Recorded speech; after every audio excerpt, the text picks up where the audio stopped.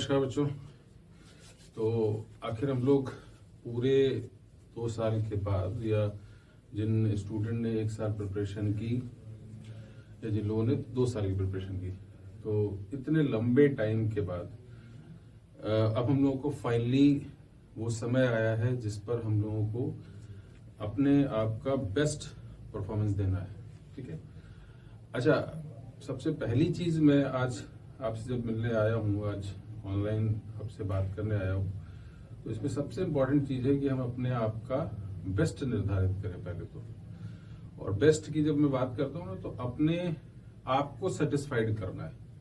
Paper तो होगा ही, but अगर आप अपने में सेटिस्फाइड हैं तो आपका परफॉर्मेंस भी बेस्ट होगा।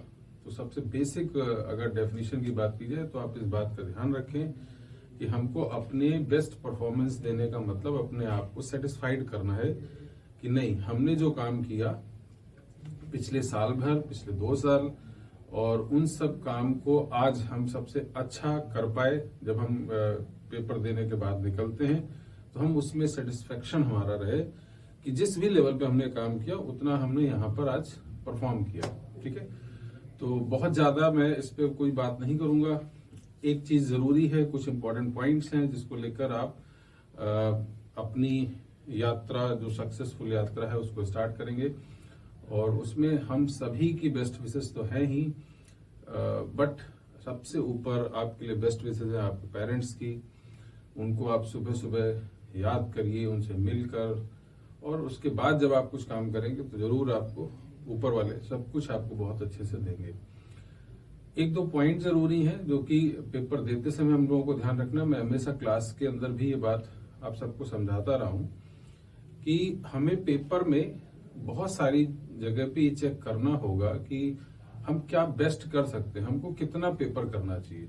मैं बार बार बोलता हूं कि हमारा सिलेक्शन इस बात पे ज्यादा डिसाइड होता है कि हम कौन सा क्वेश्चन नहीं कर रहे। करने से ज्यादा इंपॉर्टेंट है कि हमें ये सिलेक्ट करना कि हमें इन क्वेश्चंस पे काम नहीं करना है, इन क्वेश्चंस के पीछे नहीं पड़ना है, इन क्वेश्चंस को हमें बच के निकलना है। मैं हमेशा एक एग्जांपल कोट करता हूं कि जब कोई बैट्समैन आप देखते हैं, बहुत अच्छा बैट्समैन देखते हैं, तो जो बाहर ऑब्जर्वर बैठा हो तो बोलता है कि हर गेंद को आप 6 ही मार दीजिए।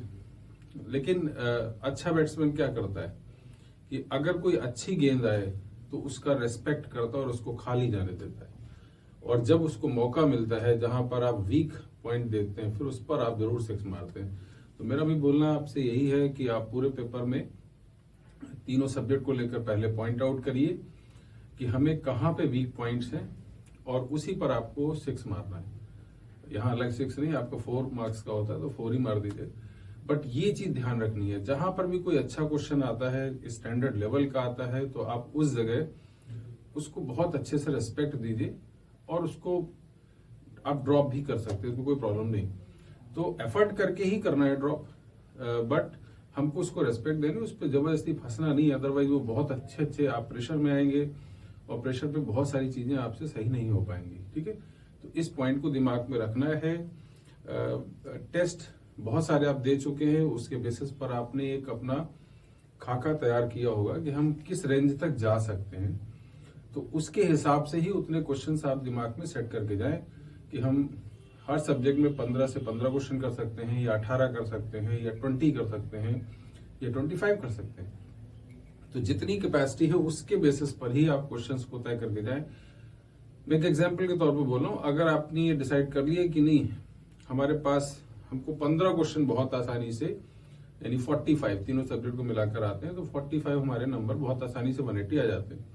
तो आपके फिर दिमाग में क्लियर रहे कि हमें 15 क्वेश्चंस ही मेजर ट्राई करने, और फिर अगर आपको कुछ लगता है कि कुछ क्वेश्चंस और आ सकते हैं तो 15 क्वेश्चन के बाद आप 1-1, 2-2 क्वेश्चन तीनों सब्जेक्ट में ट्राई करें, सो दैट आप बहुत इजीली, बिना डरे, बहुत अच्छे टाइम के साथ आप पेपर में अच्छा परफॉर्म कर पाए। ये आप जरूर करिएगा। मैं हर बार बोलता रहता हूं कि आपको ये चीज जरूर ध्यान रखनी है कि पूरा पेपर नहीं करना है।